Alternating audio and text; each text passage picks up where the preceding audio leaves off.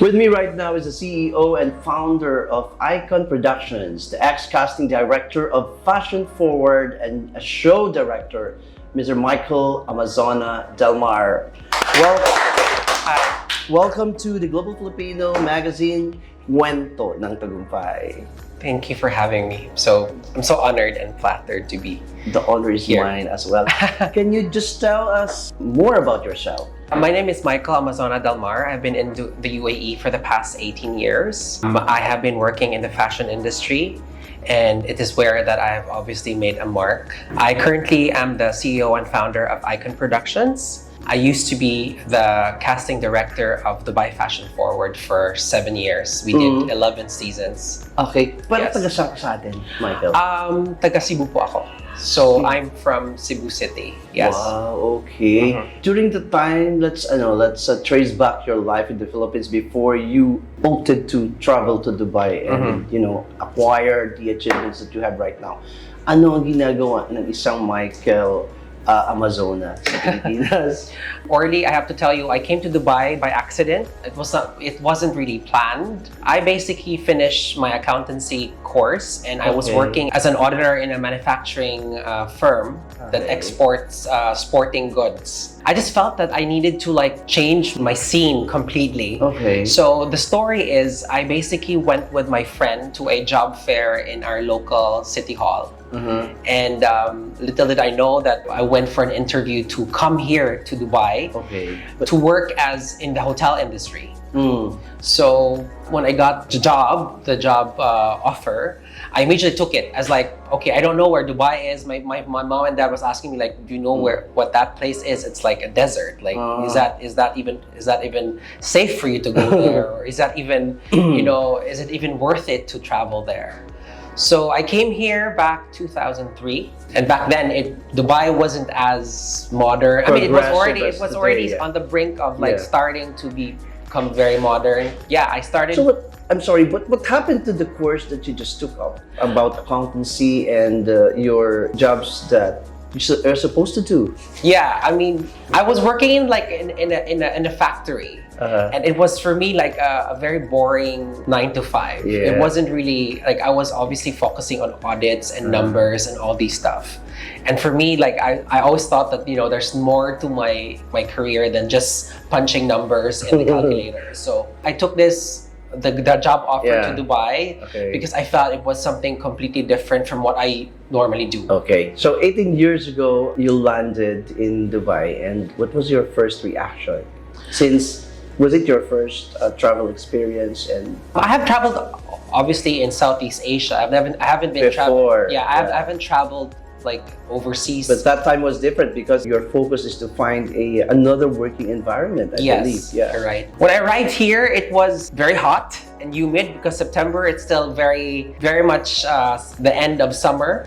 So I felt oh my God, this is going to be an adjustment period. Okay. I obviously live in Cebu where it's like an island where the beach is 30 minutes away. So it was an adjustment, and obviously I saw that it was still it's a modern city. It was an open city, and it was nothing like what people say, because obviously Dubai back then wasn't as popular as it is now. But your plan of working in a hotel was offered to you. Immediately, did you find a job, or you searched for you got more time to search for the right job for you that time? I was a direct hire. So I never had to experience looking for a job. Okay. Yes. So you will. So it was a job fair. So technically, you get hired and you get sponsored right away. So you experienced the first phase of your life in Dubai, and what struggles did you encounter? Yeah.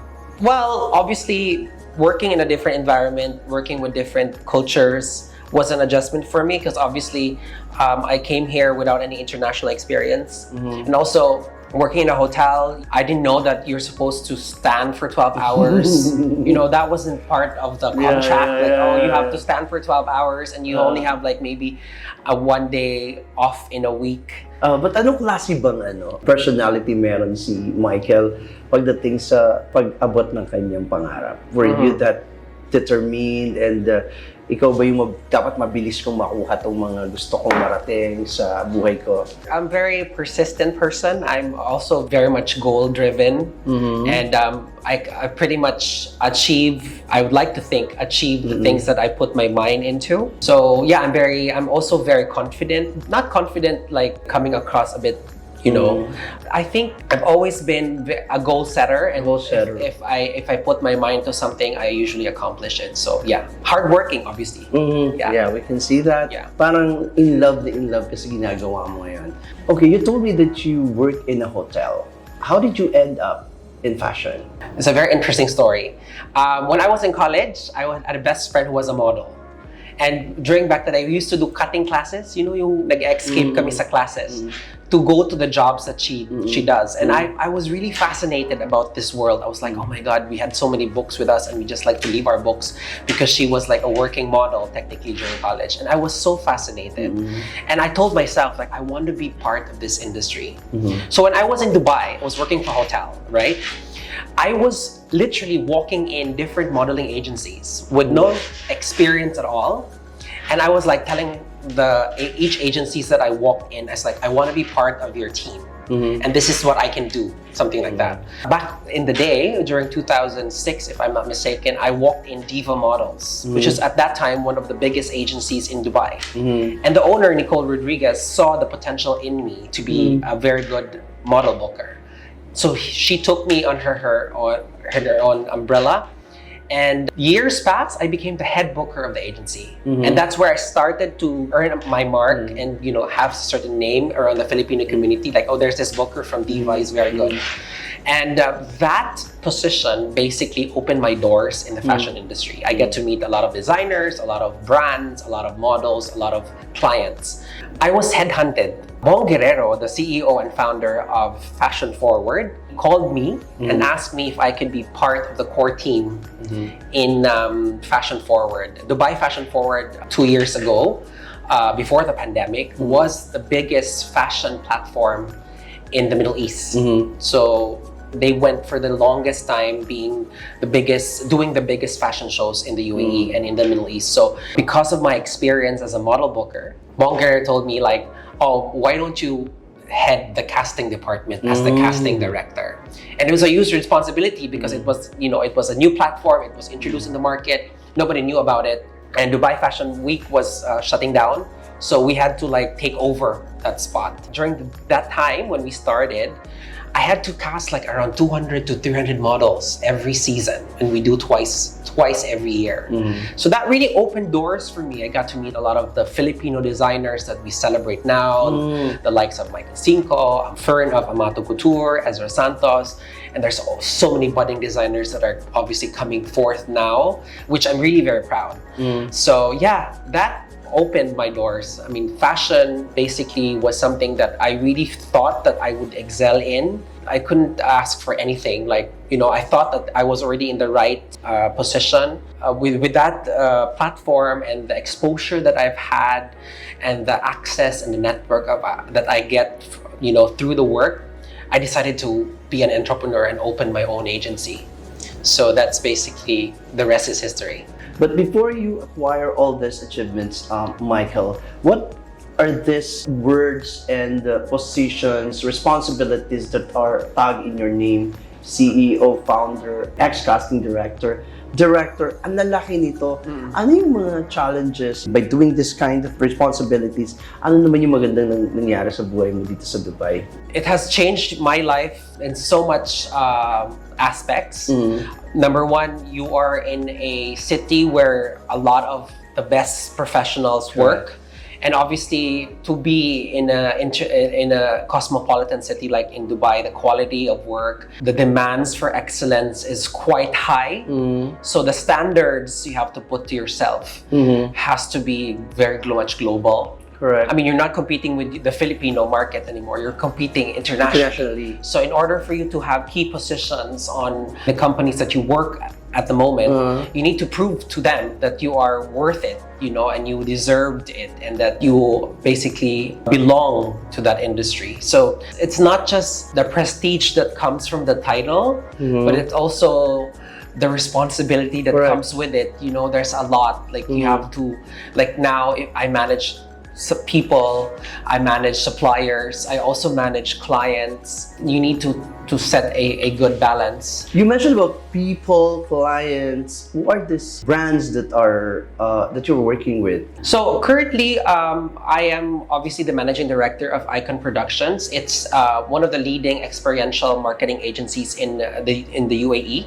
We service a lot of the major retail and residential destinations in Dubai, namely Dubai Holding, Miras, Imagine Al Futtaim. Lalaki, no? Yeah, we've worked with Bergman and Reef Mall. They're obviously sister companies. We've also worked with Dubai Festival City and Dubai Festival Plaza. We've also worked in other Emirates, in Abu Dhabi, in Ajman, Sharjah. So yeah, so we basically do full-on turnkey activations.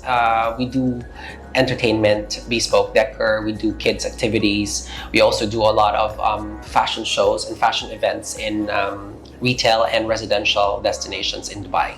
Amazing. From that kind of opportunities and the responsibilities that you just mentioned, paano ka nagre-relax? Ano yung me time mo? Rest is something that, you know, sometimes for busy people, they don't have even time to even rest. Yeah. For me, I always find time to travel. Okay. Because I think traveling for me is like an outlet. A therapy day. Yeah, therapy. Because like obviously in Dubai, even during weekends, I have to work. Like Okay. events usually come on the weekends. Uh-huh. And so I'm always either working on the weekdays on pitches or on client meetings. And then on the weekends, I do the events. Mm-hmm. So yeah, I think the outlet or the rest for me is when I travel abroad and I obviously experience new culture, be in a different environment.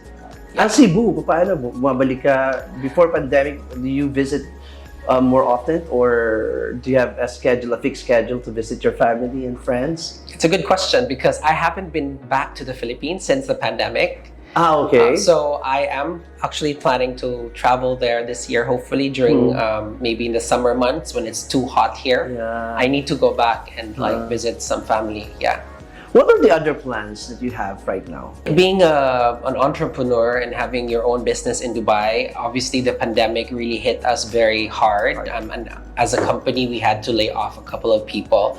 And obviously work has becoming much more scarce. And work has also been very competitive. There's a lot of competitors who are obviously offering the same services as you have. So the challenge was obviously the financial aspect was a challenge. Getting work was a challenge. But the beauty about the UAE and Dubai is that its leaders were very much quick in their COVID response. Mm-hmm. And I think we were one of the first countries that really opened Correct. to the public, opened its doors to everyone, and the market was never really shut down.